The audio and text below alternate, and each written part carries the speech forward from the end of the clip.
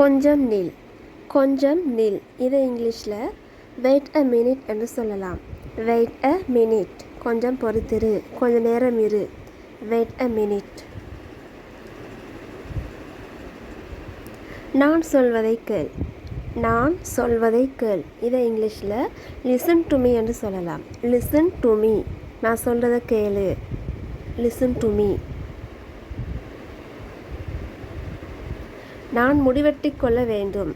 நான் முடிவெட்டி கொள்ள வேண்டும். எனது முடியை நான் வெட்டி கொள்ள வேண்டும். இதை இங்கிலீஷில் I must get my hair cut. I must get my hair cut என்று சொல்லலாம். நான் ஆப்பிளை பாதியாக வெட்டினேன். நான் ஆப்பிளை பாதியாக வெட்டினேன். இதை இங்கிலீஷில் I cut the apple in half. I cut the apple in half என்று சொல்லலாம். அசையாமல் இரு. அசையாமல் இரு. Keep still. Keep still.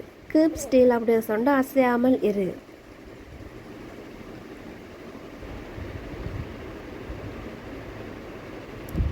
உன்னுடைய முடியை நான் வாருகிற போது அசையாமல் இரு.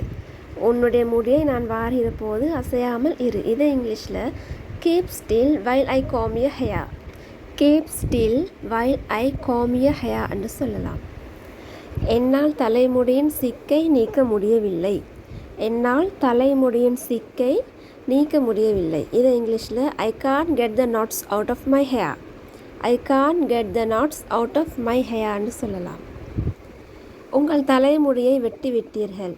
அழகாக இருக்கின்றது. உங்கள் தலைமுடியை வெட்டி விட்டீர்கள். அழகாக இருக்கின்றது. இதை இங்கிலீஷில் you had your hair cut. It looks great.